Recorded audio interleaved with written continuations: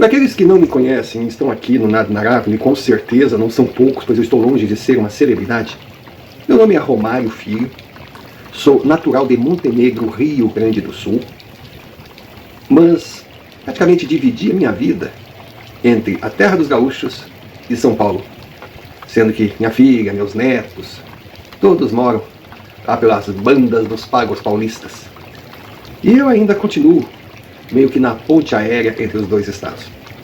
Mas embora de toda essa influência recebida de São Paulo, e o amor e o respeito que eu tenho por essa terra, que eu devo muito e aprendi realmente a gostar, eu sou gaúcho.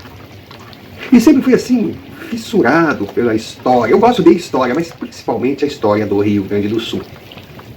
E esse relato em especial, ele me trouxe todo um saudosismo e deixou que eu viajasse naqueles fatos históricos que eu aprendi, e tem poucos para dividir, já que nem todos se interessam pelo assunto. Então, mesmo correndo o risco de ser chato, eu vou falar alguns detalhes de uma determinada região do Rio Grande do Sul, a região das Missões, na fronteira do Brasil com a Argentina, para que possam entender melhor o relato que virá a seguir. Então eu peço, por favor, assista o vídeo até o final. Não perca essa primeira parte, que ela vai colocar você assim no cenário do relato. E sempre na torcida que você goste.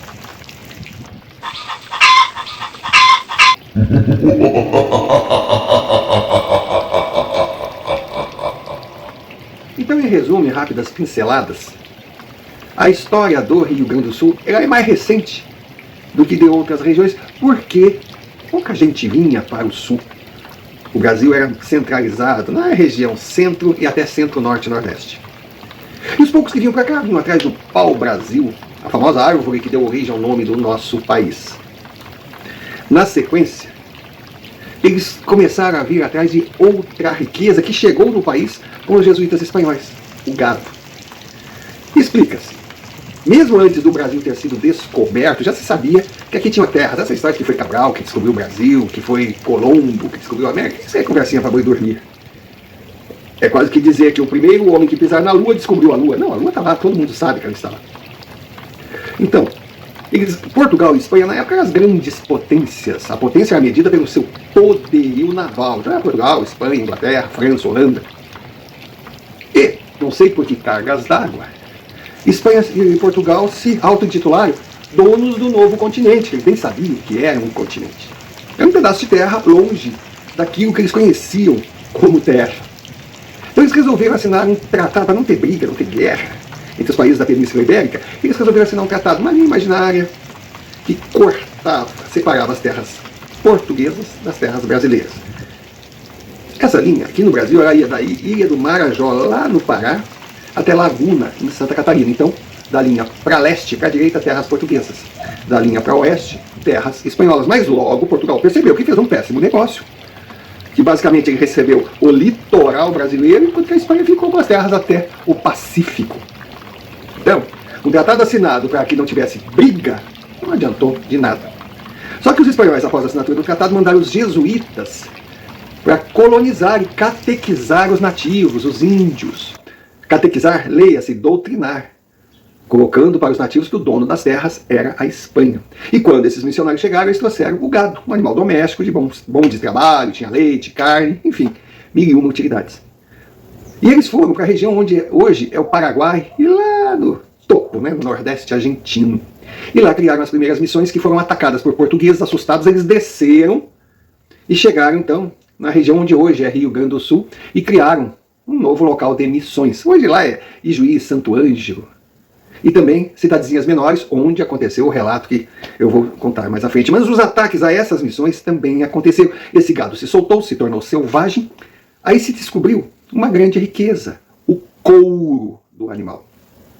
Tropeiros começaram a descer em busca desse couro. Esses tropeiros, independente se é português, negro, índio, libertado, índio catequizado, negro, libertado, holandês, francês, eles eram os tropeiros, vestindo de uma maneira estranha, né? Um chapeuzinho picareta, uma calça larga, copiada dos árabes, né? A bombacha que facilitava a cavalgada, bota para se defender de animais peçonhentos, a espora ou chilena, que era um instrumento que ia na bota para cutucar o animal, A guaiaca, que era um cinto, que tinha bolsões, porque na época o dinheiro era o patacão. E essas tropas, como toda tropa, ela anda assim de 20 em 20 quilômetros e já tem paradas pré-determinadas, as pousadas. Então, em qualquer região do mundo, o cozinheiro sai na madrugada, anda até a próxima parada, já prepara a comida, deixa tudo pronto e a tropa segue até chegar no local. E muitas tropas se encontravam nesse local, ali eles cantavam, dançavam, contavam histórias da viagem.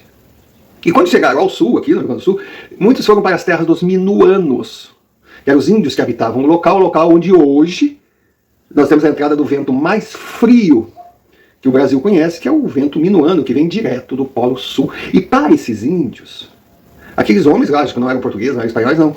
Mas nos encontros eles dançavam, eles cantavam, eles contavam histórias de viagem, mas tudo isso tinha uma melancolia de homens que ficavam 6 meses, 1 ano longe de suas casas, porque vir lá do centro para cá, para buscar o couro e levar para o mercado de Sorocaba, que era um mercado de entreposto, era demorado. E essas músicas, essas cantigas, essas danças tinham uma tristeza. Então, para aquele índio, aquele homem era o gauchê. Tchê, gente, gal que canta triste. Daí que surgiu o famoso tchê tão usado no sul do Brasil. O gauchê minuano se tornou no gaúcho castelhano o gaúcho brasileiro. Então o gaúcho é um povo que surgiu bem antes dessas divisas que a gente tem hoje.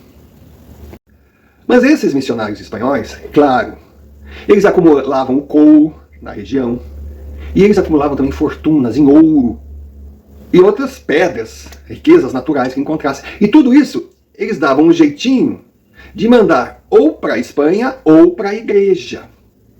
E lógico que a estrada na época era o rio Uruguai, que faz a divisa do Rio Grande do Sul, do Brasil, com a Argentina, com o Uruguai, e um rio que vai desembocar no Rio da Prata, que chega no oceano.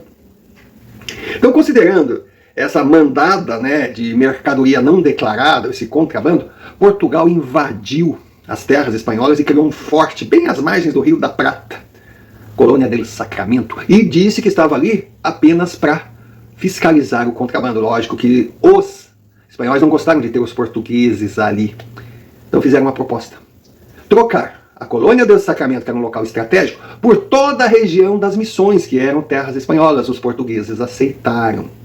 Aceitaram, mas com uma condição: que quando eles fossem assumir as terras não tivesse um único nativo, ou seja, pobre dos índios, que até então eles já estavam catequizados, já pensavam, já escreviam, já tinham profissões, e simplesmente foram caçados como animais. Ali surgiu o Sepete Araju, o grande líder que dizia que preferia morrer do que viver como escravo, o homem que virou símbolo dessa garra gaúcha que não aceita a submissão, ou pelo menos não aceitava. Essas novas gerações já não botam a mão no fogo.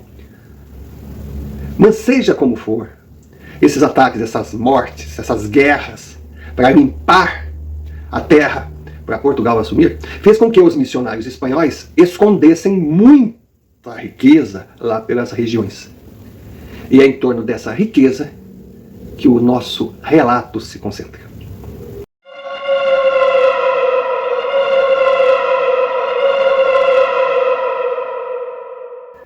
Senhor Romário, nesse vídeo vou me batizar de novo e dizer que o meu nome é Plínio.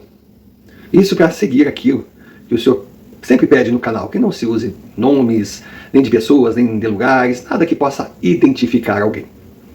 Então fique tranquilo que, embora a região que eu vá colocar é a que eu sou natural, os nomes das cidades e dos envolvidos foram modificados. E eu começo esse relato falando sobre o que a gente até ouve como brincadeira, né? Uma delas: o senhor conhece o fim do mundo? Pois bem, eu nasci 3 quilômetros depois. Eu não vou convidá-lo, nunca iria convidá-lo para ir na minha casa, porque com certeza o senhor não a encontraria. Eu sou de uma cidade muito pequena, lá na banda das Missões Gaúchas, já próximo à Argentina. Mas quando eu falo pequeno, imagine um local pequeno. A minha vilazinha, a minha cidadezinha era muito menor. Já é pequena hoje. Agora pense o que era na minha época de infância, no início da década de 80. Era impressionante. Bom, eu sempre ficava com medo que o meu pai, por uma razão, a minha mãe por outra, me mandasse na casa do vizinho, Para levar ou buscar alguma coisa. Porque se eu estivesse aqui na casa do vizinho, eu teria que pegar o meu cavalo e andar umas boas léguas. Era tudo muito distante, tudo muito afastado. E eu lembro que a coisa começou a ficar um pouquinho melhor quando surgiu um gerador comunitário. Algumas casas, inclusive a minha, tinham um gerador, uma central elétrica própria, que das 6 horas da tarde até as 10 horas da noite, dava energia para as casas. Puxa, aquilo era maravilhoso. Sabe? Luz. Mas a luz não era assim no interruptor que a gente tem hoje, vai, clica, não. A gente tinha que, em cima assim, tinha um rabicho, a gente ia e ligava em cima da lâmpada assim, e era uma lâmpada para casa, e a gente se reunia. Ah, quer dizer que chegou geladeira, que chegou televisão, que chegou banho quente? Nada disso. Continuamos a mesma vida, só que não era mais no candeeiro. E cada morador ali, cada residência, ele tinha um mês que era o controlador do gerador, é quem cuidava, ligava na hora certa, desligava na hora certa. Manutenção pequena era o responsável que fazia. Quando a manutenção era maior, aí havia uma reunião e eles resolviam o que iam fazer. A coisa funcionava muito bem, porque era só gente limpa, gente honesta. Agora o banho continuava sendo naquela banheira, mas uma banheira, não lembro nem como é que chamava antes, era enorme, que a mãe ia, esquentava a água no fogão, e ali a gente tomava nosso banho todo santo dia. Ai de alguém que falasse em não tomar banho. Pobre sim, porco nunca. Era o que dizia a minha mãe. E no meio dessa toda dificuldade, claro, meu pai, ele vivia da agricultura e da criação de animais. Entre os animais, o gado, que também chegou à nossa família, vindo daqueles seus ancestrais de animais selvagens que se soltaram das missões. Mas isso é uma história longa. Pois bem, qual a recordação que eu guardo da minha infância num local tão distante, tão ermo? Nossa, as melhores possíveis. Como nós éramos felizes, como eu era feliz. Sabe, eu fecho os olhos, eu lembro da nossa família. Pai, mãe, mais meus 3 irmãos. Dentre os quais eu era o mais novo. Nessa época eu tinha 8 anos, 7 para 8 anos. Nós em volta daquele enorme fogão a lenha de barro no meio da cozinha, mas era bem no meio.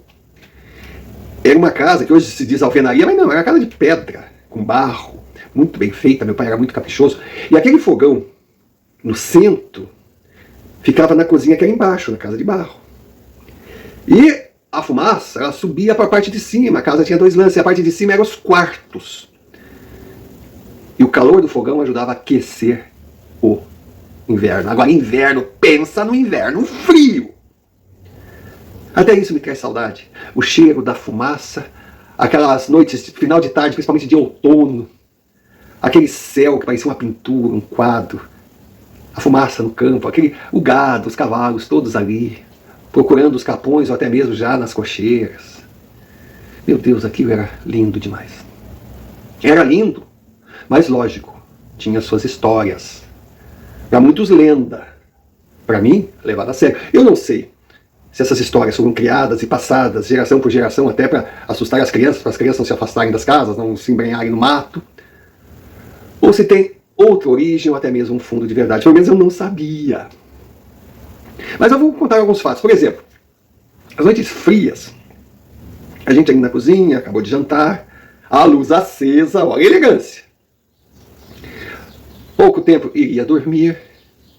Meu pai fez um investimento para nossa felicidade, comprou um rádio. Sabe aqueles rádios, aquela coisa grande, com válvulas, aquela coisa? Ai, como era gostoso escutar aquele rádio. Como eu gostava de escutar as novelas dos rádios, escutar música, notícia. Não pegava muito bem, não sintonizava as 1000 maravilhas. Mas era um rádio, era o nosso rádio.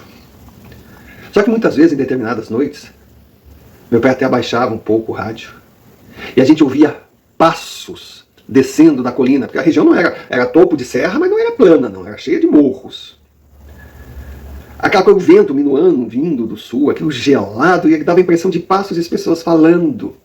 Aí meu pai ria e dizia, tá descendo a procissão. Eu morria de medo, meus irmãos, nós morríamos de medo. Um dia eu abri a janela, assim, olhei no cantinho da janela, sem brincadeira, era uma luz, parecia uma nuvem, mas era aquilo assim, era esticado, que vinha passando assim.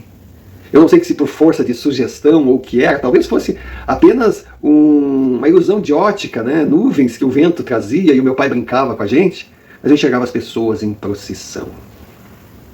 Outra lenda era do galo. O galo, esse era famoso, mas não era um galo. Era um senhor galo. Diziam que era gigantesco, monstruoso, e os seus olhos eram de fogo. E tinha aquelas estradinhas que uniam as casas, um vilarejo de outros. Inclusive era aquela estradinha que levava até a saída para quem quisesse ir para a capital, que era uma viagem assim de semanas, na carroça, porque ninguém tinha carro na época. Cara, era pesado. Mas esse galo, principalmente em noites geladas, noites de minuano, ele andava pela estrada. E onde o galo estivesse, os cavalos empacavam, mas não iam de jeito nenhum. Sabe, jegue quando empaca? Era muito pior. Quem estivesse no comando, tentasse obrigar o cavalo a seguir, passar pelo galo, ele empinava as patas, jogava o cidadão no chão e voltava correndo para casa. Os animais não queriam assunto com aquele galo. E o galo, ele ficava um tempo assim, e depois ele entrava na mata. Deus o livre que alguém seguisse esse galo. Não voltaria mais. E ninguém se arriscava. Só que eu nunca vou esquecer o que aconteceu naquela noite.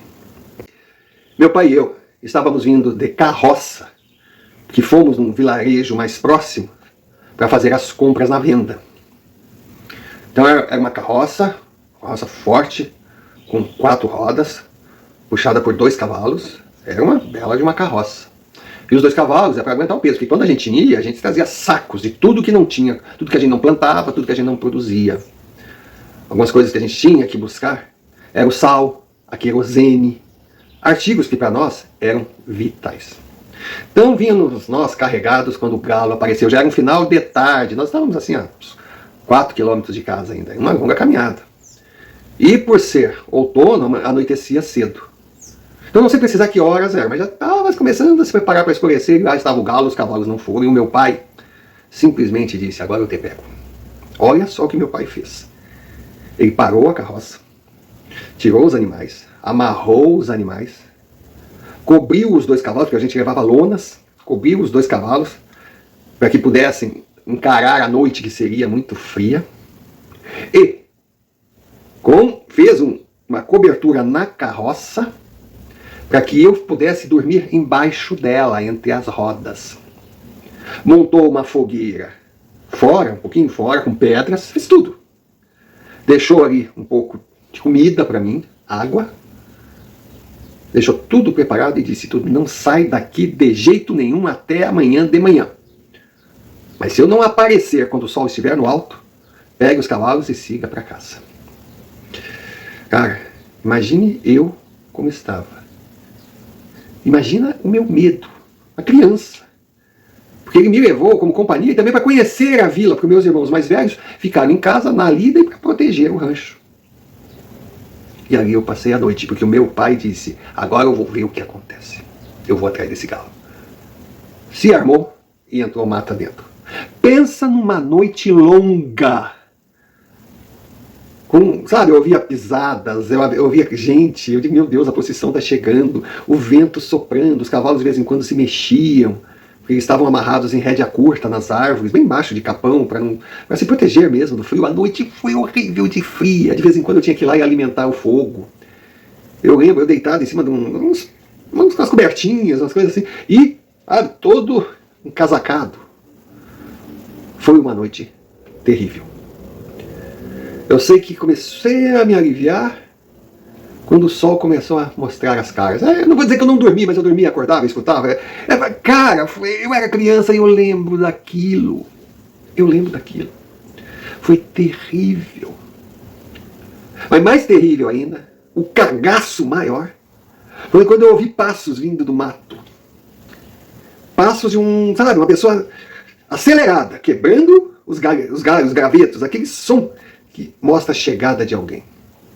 Eu só espiava debaixo daquela carroça, assim, os cavalos agitados. Eu digo: meu Deus, se for um galo, ou se for uma alma penada, ou se for um estranho, eu vou fazer o quê, pai? Pelo amor de Deus, o que tu fez comigo, pai? De repente aparece.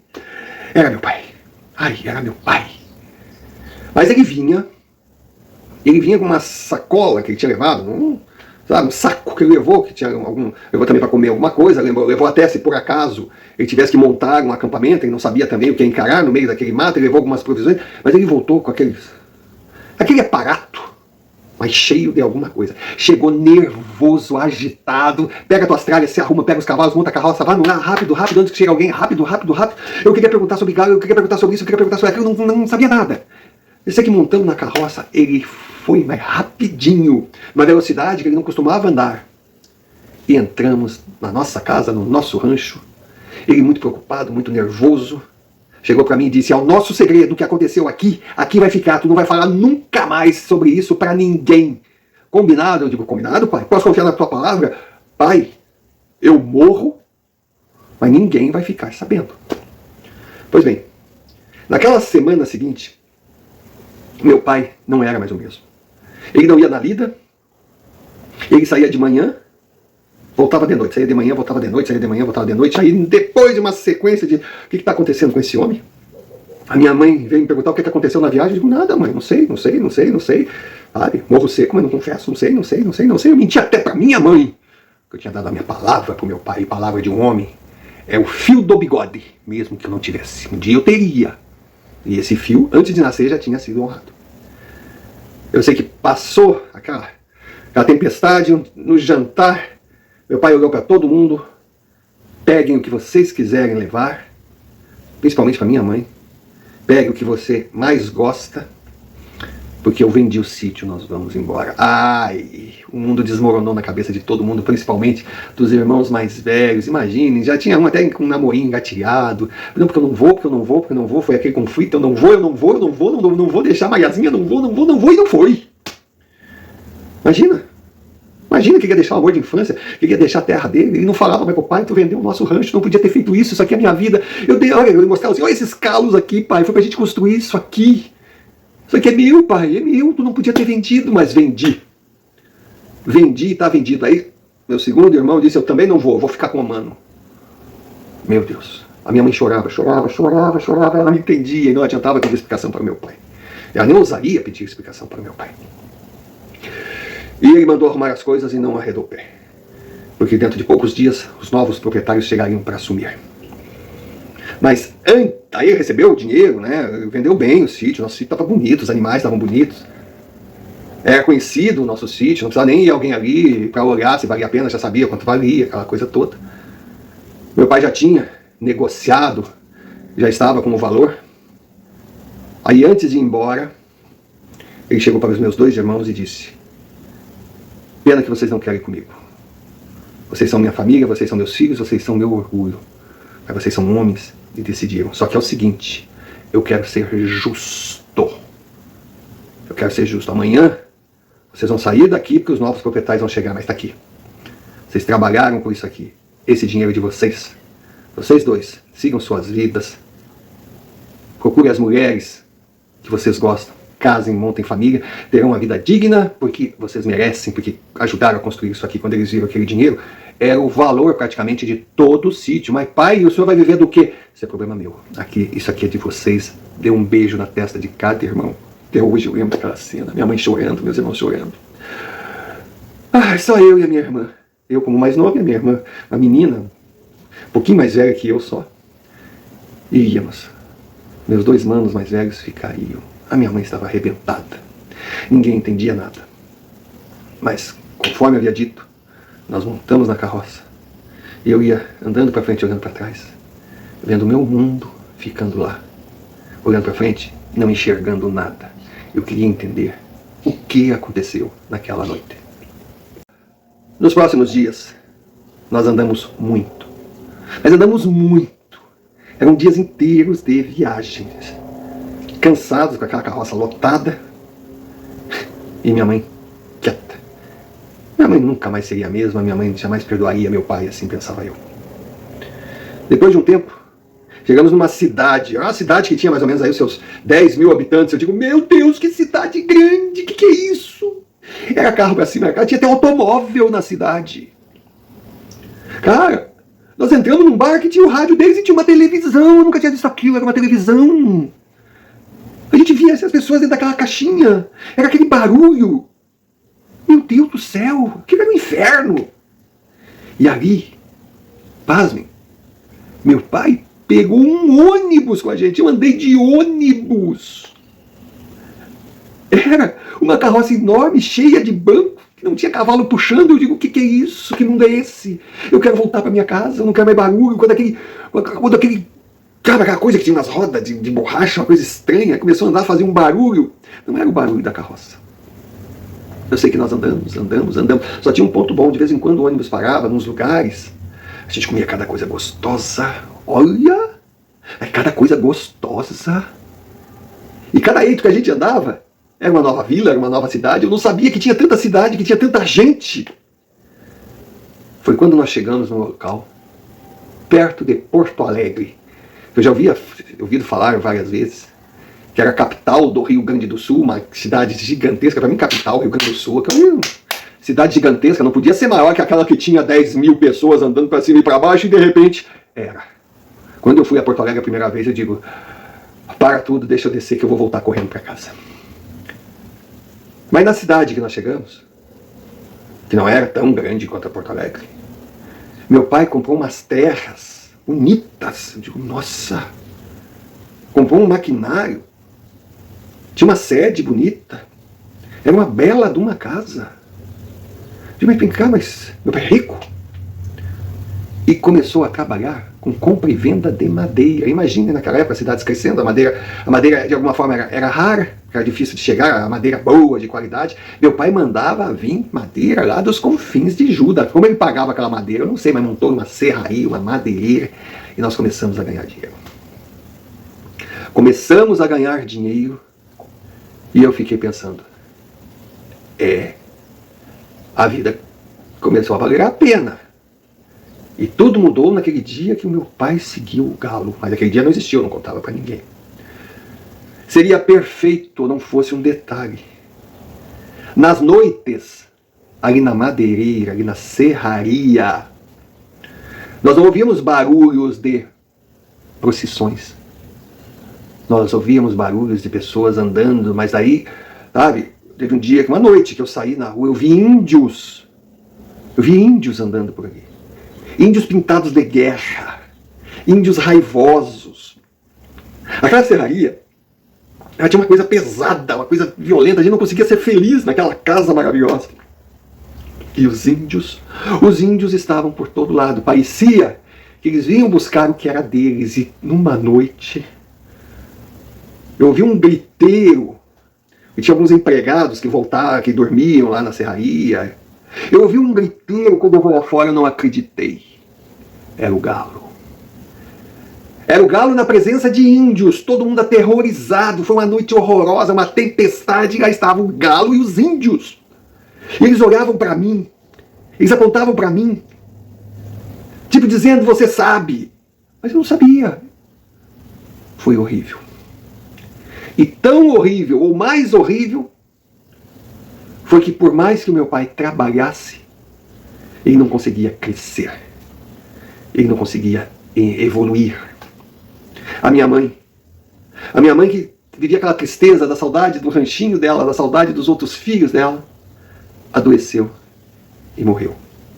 Meu pai arrumou outra mulher lá, uma baita de uma vigarista, estava escrito na cara, porque era muito mais nova que ele. Ele estava apaixonado. Ela tomou muito dinheiro dele. Diz que ela tinha outro namorado, outro marido, sei lá o que ela tinha, que também não valia nada. Meu pai, depois que ela o deixou, virou um beberrão. A minha vida e a da minha irmã, sabe, se tornou um inferno.